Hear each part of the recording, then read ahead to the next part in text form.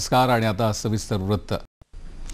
आचार विचार असो किंवा शिक्षण, आपला समाज पुढारलेला आहे असं आपण मोठ्या गर्वाने सांगत मिरवतो, पण याच समाजामध्ये जर स्त्री भ्रूण हत्येसारख्या समस्येच्या निराकरणासाठी जनजागृती करायला लागत असेल तर समाजाचं हे पुढारलेपण तपासण्याची गरज आहे। सामाजिक आणि कौटुंबिक व्यवस्थेतला एक महत्त्वपूर्ण घटक म्हणजे स्त्री। मात्र आज हाच घटक घटत चालल्याचं चित्र दिसून येतंय। स्त्री भ्रूण हत्या हे यामागचे एक प्रमुख कारण। ज्या स्त्री शक्तीच्या जोरावर समाजाने एवढी प्रगती साध्य केली, जगाच्या नकाशावर आपलं नाव अधोरेखित केलं, तीच शक्ती दाबून टाकण्याचं दुष्कृत्य समाजाकडून होत आहे।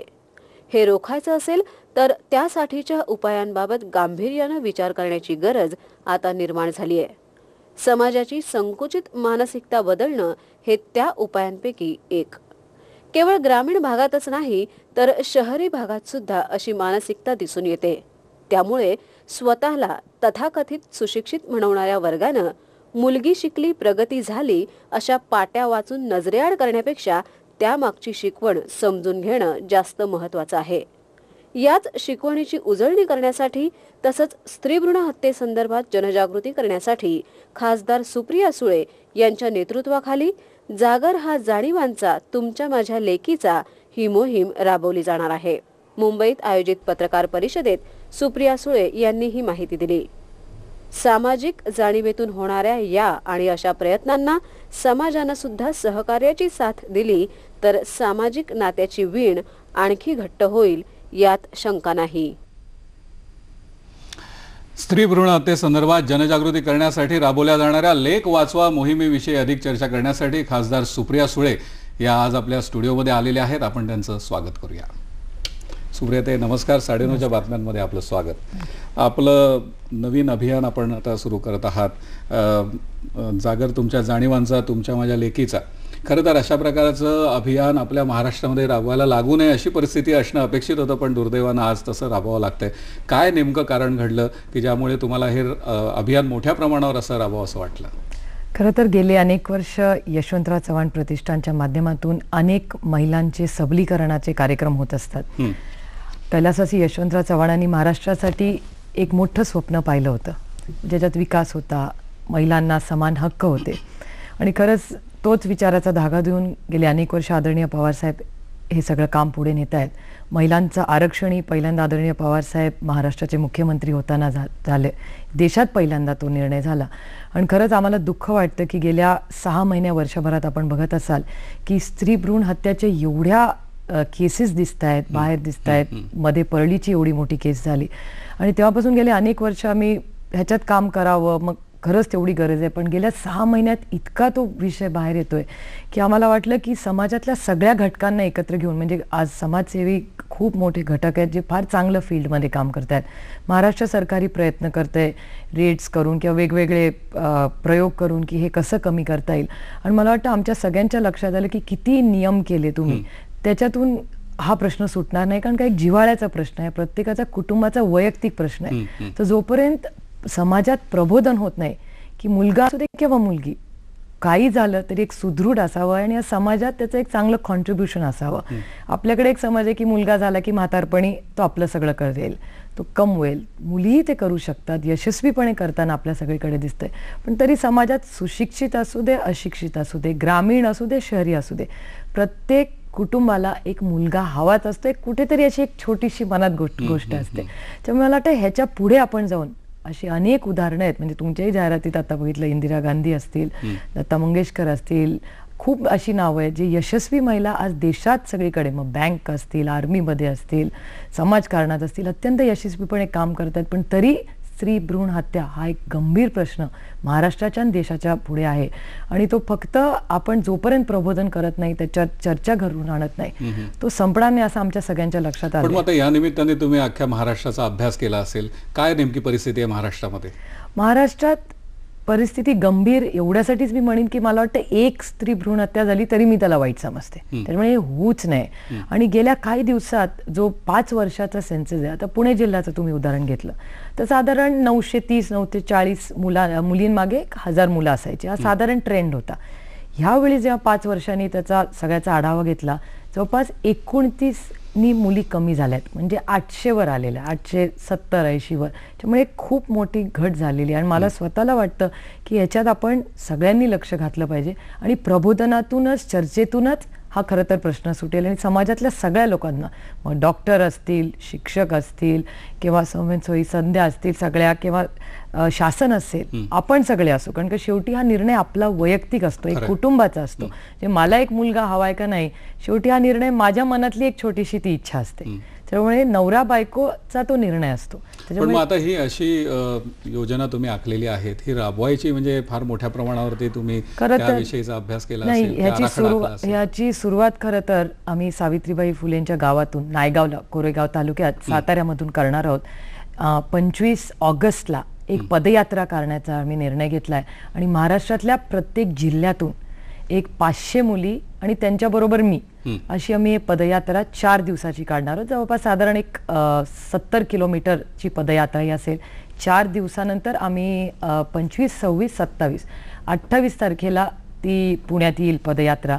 आणि आदरणीय पवारसाहेब तेव्हा तो एक मोठा कार्यक्रम करू आणि तिथे एक 3,500 मुली संपूर्ण राज्यातून, प्रत्येक जिल्ह्यातून, तालुक्यातून येतील. आणि आमचा प्रयत्न असणार आहे की ह्या सगळ्या मुलींनी बाहेर आपापल्या गावात जाऊन त्यांना प्रबोधन करून त्यांनी एक शपथ घ्यावी की उद्या या 18 ते 25 वया गटातल्या मुली असतील आणि त्या पुढच्या माता भगिनी आहेत, त्या पुढचा समाज लाला दिशा देणार आहेत. तर ह्या मुलींनी पुढाकार घेऊन गावात जाऊन सांगावं की मुलगी वाचवा किंवा मुलींची जबाबदारी आहे, आम्ही हे करू शकतो, मुलांच्या बरोबरीने आम्ही जगू शकतो, तुमचं करू शकतो. आणि साधारण तुम्ही बघता एक महिलाचे कुटुंब एकत्र ठेवते, त्याच्यामुळे एक महिलेचा रोल हा कुठल्याही कुटुंबात, समाजात अत्यंत महत्त्वाचा आहे.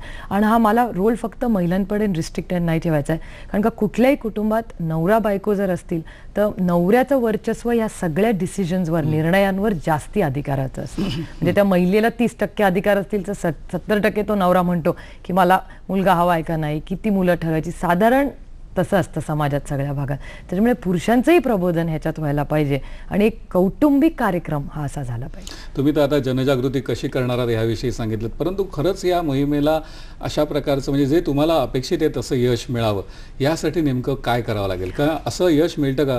कारण असं बरेच वेळेला आपल्याला दिसून येतं की स्वयंसेवी संस्थासुद्धा वेगवेगळ्या प्रकारचे असे उपक्रम राबवतात. ज्योती म्हापसेकरांचं मुलगी झाली हो सारखं उदाहरण आपल्या डोळ्यासमोर आहे, पण अजूनही परिस्थितीत काही बदल झालेला नाही आहे. मला वाटतं जोपर्यंत त्याच्यात चर्चा होत नाही, आपण नवीन प्रबोधनाचे निर्णय घेत नाही. आता आम्ही एक मोठा हा जो पदयात्रा आहे त्याच्यातून काही चर्चा होतील.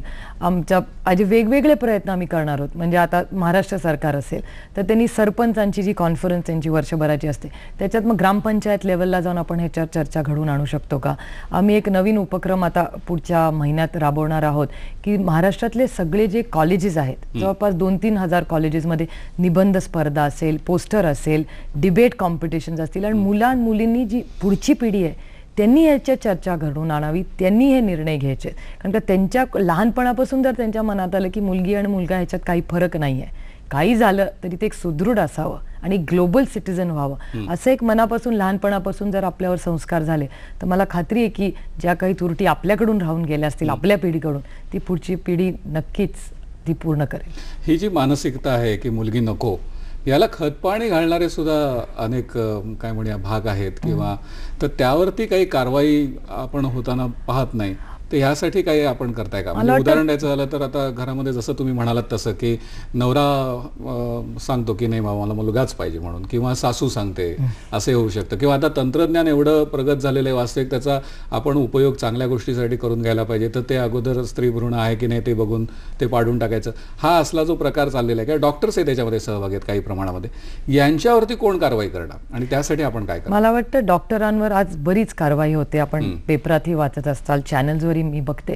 पण फक्त डॉक्टरांवर कारवाई करून हा प्रश्न सुटणार नाही, कारण का शेवटी मी एक माता म्हणून त्यांच्याकडे जाते टेस्ट करायला.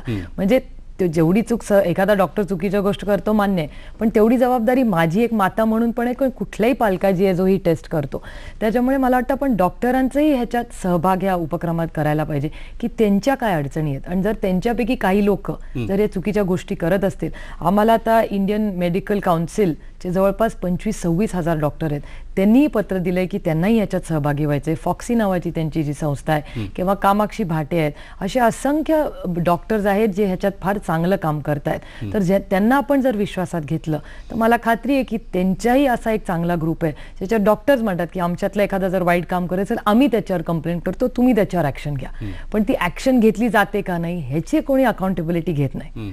त्याच्यामुळे नुसतं मशीन लॉक करून हा प्रश्न सुरू होणार नाही. शासन करतंय, चांगली गोष्ट आहे, पण तरी याचा कुठेतरी समाजातल्या सगळ्या लोकांना एकत्र घेऊन जर आपण हा प्रश्न सोडवला तर मला वाटतं एक पुढच्या काही काळात आपल्याला एक चांगले रिझल्ट्स ह्याच्यातून दिसतील. बऱ्याचशा मोहिमा असतात त्या शहर पातळीवरती खूप चांगल्या असतात, परंतु गाव पातळीवरती गेल्यावरती फारशा काही वृद्धिंगत होताना दिसत नाही. यासाठी आपण ही मोहीम राबवण्याकरता म्हणून अशी काही पावलं उचलणार आहात का? मला वाटतं हा पहिला ही पदयात्रा असेल आणि महाराष्ट्रातून सगळ्या तालुक्यातून जिल्ह्यातून मुली ह्याच्यात सहभागी होतील. हा पहिला टप्पा आहे. आणि त्यातून जसं शहरी भागात हे कॉलेजेसमध्ये डिबेट्स आणि चर्चासत्र होतील तसंच ग्रामीण भागात ग्रामीण सरपंच असेल, ग्रामपंचायत असेल, ह्याच्यात जर आपण ह्याची चर्चा जर आणली की 15 ऑगस्ट आहे आज, तर हा तुम्ही अजेंडा घ्या की स्त्री भ्रूण हत्या आम्ही गावात होऊ देणार नाही अशी शपथ घेऊया. म्हणजे जशी दारूबंदी झाली किंवा इको विलेजचा फार चांगला यशस्वी कार्यक्रम आज महाराष्ट्रात ग्रामविकास खात्याकडून होतोय, तर त्यांच्याकडूनही आज आम्ही त्याही मंत्र्यांची भेट घेतली त्यांची.